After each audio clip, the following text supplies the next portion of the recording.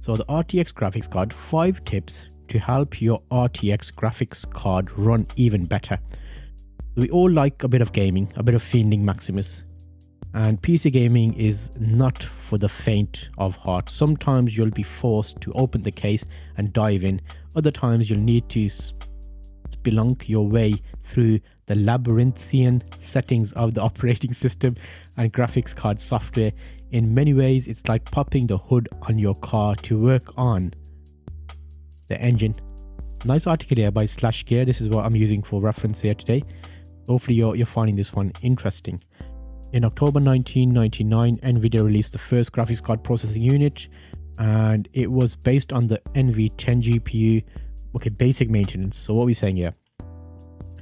The foremost steps to ensure GPU finesse are essential maintenance. First, update your drivers as often as you can. That's quite important actually. I noticed that updating your drivers gives you like a bit of a improvement, specifically around your setup. Once upon a time, it wasn't always the best idea to update drivers when they dropped, but we're living in a different world now. The improved performance is almost always worth it, especially when it's okay. So update your drivers. Try Windows game mode. I don't like this. It always pops. Have you ever played a game and it goes into a specific mode? That's interesting. But there's one thing easier than letting NVIDIA's GeForce Experience update the drivers on your graphics card is turning on Windows mode. In Windows 10, type game into the search bar. Okay, rev up your GPU with some high performance tuning. I don't know, I'm not a big fan of overclocking, but that seems to be a thing that people like to do in the gaming world. Let me know. I'd love to hear from you if that's what you like to do. How low can your latency go? Quick premiere on latency. Network latency on ping is external to your system. It refers to the time it takes an action you perform in game to be sent to the host server, processed and sent back. So that's kind of like a latency lag situation thing. System latency is internal to your system, but just as important, it refers to the time it takes for your PC to register that you pressed a key or button. This is often called input lag. Okay, sync and refresh rates. This is your monitor's sync and refresh rates. Okay, that's okay. That's a few tips. Was that 5 tips? I don't count 5, did I? Okay, so basic maintenance is 1. Try Windows game mode is 2. Rev up your GPU is 3. And how low can your latency go is 4. And 5 was G-Sync and refresh rates. Okay, so 5 tips, not bad. Let's cover that one from the top. I'll give you a summary of that so you know exactly what is the situation. 5 tips to help you improve your RTX graphics card running capabilities. If you're a bit of a gaming fiend, you want to get into it. Sometimes it is interesting to get under the hood of your computer and see if you can make your graphics card work better for you. I'm going to give you a few tips here based on the /gear article I looked at. Number 1 is basic maintenance. Simple as update your drivers, mate. If you update your graphics card drivers, it's going to help you a lot. It used to be in old days that people used to avoid updating the graphics drivers straight away, but now things have come a long way, so make sure your drivers up to date. Number 2, apparently they're saying try Windows game mode. Like, you know, when you go, if you're playing on PC, this is obviously, and you're gonna improve the capability of your computer being able to like give you the performance, as it were, especially in Windows 10 onwards. Revving up your GPU with some high performance tuning, so you can actually go into your settings and look at things around, giving you a bit of a boost in terms of your BIOS settings and tweaking individual numbers, like, you know, when you gigahertz you're using. Not bad. But how low can your latency go? Your ping rates, and that might be an interesting area to look at. You can manage that in your 3D settings on your computer, or G-Sync and refresh rates. So make sure you've got the correct settings for your monitor refresh rates. Last thing we want is laggy.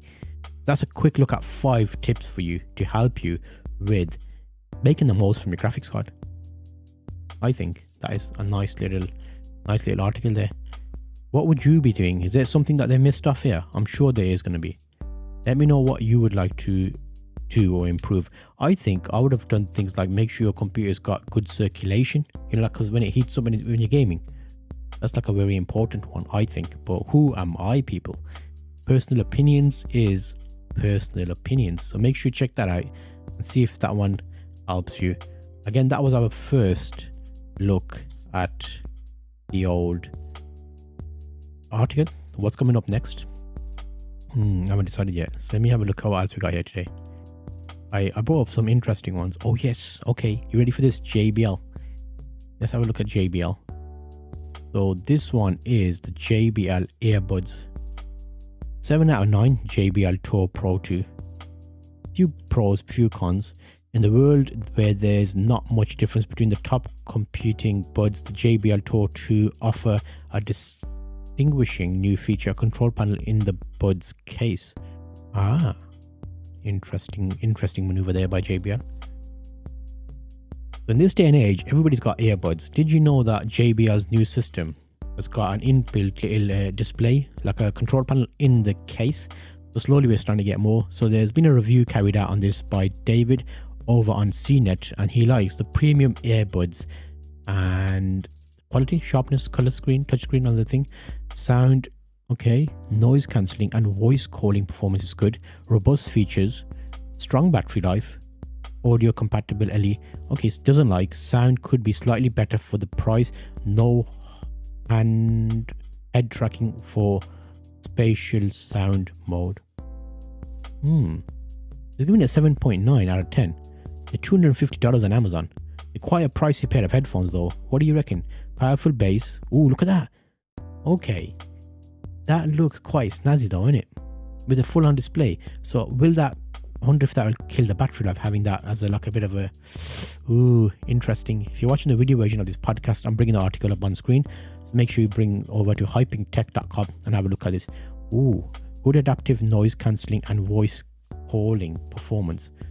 There's a few little bits there for you.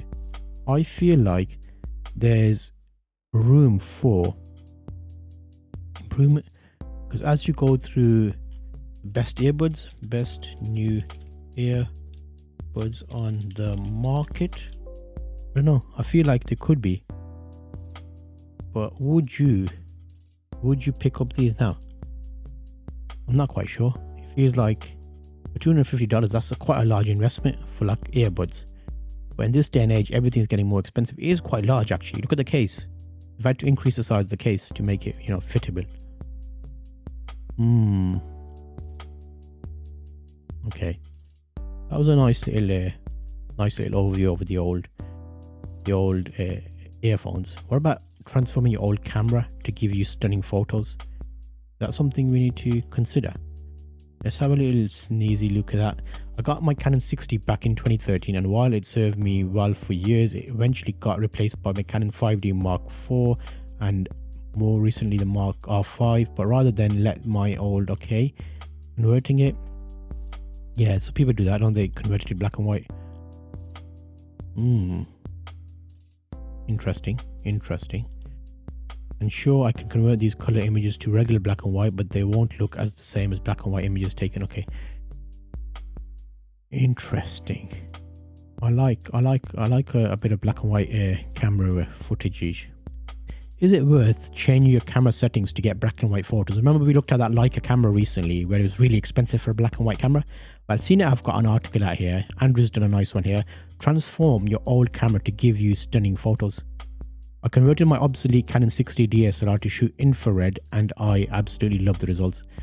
So these are some very nice images, and you don't have to go far. If you've got an old camera and you're not sure what to do with it, I've got a 5D Mark II and I still use that professionally, so you can go down the route of making infrared or shooting just in black and white mode just to get the best from your camera. But yeah, once you shoot in black and white, it's like a whole new level of shooting. You don't have to worry about colors, and you look at the highlights and you want to get the image to be very depthful. So maybe consider taking photos in black and white for a bit. If you're bored of your camera, that's like a nice little challenge. Just start shooting black and white, and I think you'll fall in love again with your camera. There's a few little articles there for you to keep you enticed with the old shooting in the old black and white. Transform your old camera is where we're at there. Again, a couple of more options here for you today. And again, this episode is brought to you by trustedcreators.org, so the premier location for all your online content needs. Make sure to check out trustedcreators.org, where you can see all the shows that I am involved with live, as well as all the show resources which can be available for you to see. without any further ado, let's have a look at the next article. What we got here? Google's new Passkey. I don't know about this. Have you heard about it? The Google's new Passkey is like a bit of a situation. The question is, would you trust yourself with Google storing all your detail? Well, you probably do this anyway. If you're not very conscious with safety and security, you probably let Google Chrome store all your passwords. Is the best place. Google's new Passkey login helps you break free of passwords. Okay, so design passkeys to be as easy to use. There's been loads of adverts on YouTube about this. Like, oh yeah, passwords synced everywhere. Blah, blah, blah, blah. Is it encrypted and can someone easily take it? You can now log into Google using Passkey. Google added the ability to write what's arguably the single biggest step to encouraging use of authentication technology designed to fix abundant shortcomings of passwords. I use a YubiKey, and that is obviously an interesting way to secure your two-factor authentication. However, I don't know. If Passkey succeeds as hoped, it will be secure and easy enough to use that it will wipe out passwords completely, given how many millions of views Gmail, YouTube works with passkeys are beginning of the end of passwords. Okay. I'm gonna bring you more on this when there's more like tangible stuff, because there's a lot of information here, but not a lot of, it's like saying a lot without saying a lot, kind of. So I don't know. New Passkey logins. I think this is one we'd have to keep an eye on, just to see how it performs over time, because you never know with these things. Sometimes it's like they'll pull out loads of news and it's like, oh yeah, it's amazing, but then as you take time and you look at it, like, wait a minute, you're saving all the passwords, are they secure? I need to do more research on this to make sure if they are encrypting them. Basically, that's where I'm going with this. A day with the Gateway 14 laptop. Day with the Gateway 14 laptop. Is that like a new type of laptop then? Let's have a look at this. A day on the Gateway 14. Nice little article here for you on The Verge. A day on the Gateway 14. This is a $279 laptop. Is it worth it? I've just finished a day on the Gateway 14 and one of the most talked about laptops in the budget Windows space, and folks, I'm very impressed. Wow. Okay. We bought this at Walmart, discounted for $360 since it's a couple generations old, and yes, it has a legendary cow spots on its lid. Okay, cow spots. Okay, mate. Okay, good. Great price, speedy, excellent port selection, easy to upgrade storage. It's blue. The bad touchpad, not great microphone, tiny audio, keyboard isn't backlit. Okay, so it depends what you're using the laptop for. Schoolwork, homework, writing, basic stuff, you're gonna be okay, aren't you? Well, we got Intel Core i5, 16 gig RAM. That's not bad specs for a starter. 512 SSD, fingerprint is better than a Chromebook, isn't it? You know, you're getting some storage, mate. Interesting. I like that. Make sure to check out that full article. I reckon this is like a. I'll put this in the show notes for a minute. Let me grab this. So I think this is worth a read, because when sometimes they give you an article, it's always nice to have a read of the full article. Again, I give you an overview here today with my opinions, but I think read full article. Yeah, I'll link you to the Verge article there. So that's like a little bit of a reading, a bit of homework for you, mate. Oh yeah, Discord's changing its username. So you may have already heard Discord username fiasco. Discord's major username changes to adopt standardized handles aren't sitting well with its long-term users. If it's not broken, don't fix it. Is that what you're basically saying? The race to receive usernames is kicking off on Discord. Starting in the next couple of weeks, millions of Discord users will be forced to say goodbye to their old 4-digit appended names.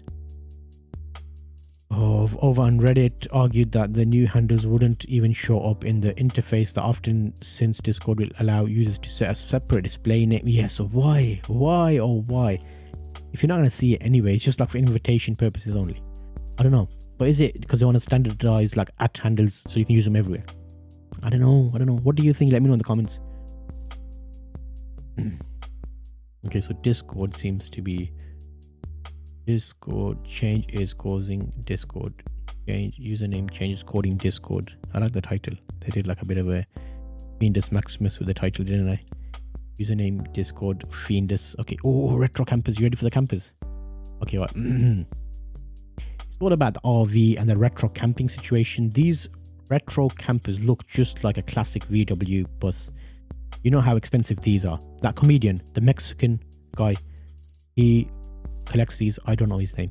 He's a comedian. Funny guy. Okay, in the 1950s, the Volkswagen Type 2. Let me know in the comments what that guy's name is. He's got loads of these. And this is like a new version of it. Adventure camper. Oh my god, that's like a trailer add-on. That's like a dinky light camper tailored to your preferences.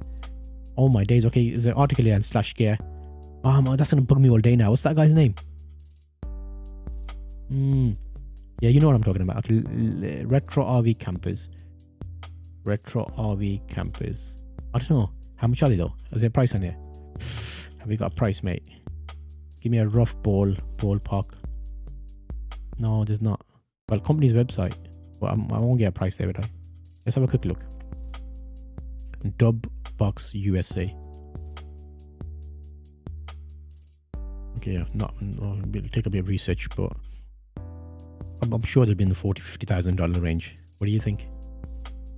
I don't know, mate. I don't know. How to connect multiple subwoofers to your home theater setup? Bluetooth, mate. Yeah, a Bluetooth little dongle. You can connect multiple speakers if your TV supports Bluetooth, that is. Okay, so we got, yeah. Okay, so this is the old RCA cable situation, isn't it? Identify the compatible import. Okay, ensure that our own. Okay, let's just do a quick one on that. That looks interesting. Okay, how do we connect multiple subwoofers to your TV? If you want a cinema experience, this is a quick little setup here. So you've got a few points. RCA cables are your friends. Identify the compatible input and output ports on your subwoofer and audio sources. Ensure you have RCA splitter with enough outputs to accommodate all your subwoofers and connect to the designated subwoofer. Grab RCA cables of appropriate length to connect each subwoofer to the RCA splitter. Connect one of each RCA cable to the splitter's respective output. Power on your audio device. Test your connection by playing audio. So it's basically like a connector that lets you connect more subwoofers, so you plug them in the back. Hopefully that helps you if you're thinking about setting that little beauty up, mate. The little overview there of /gear article. How easy is that to do though?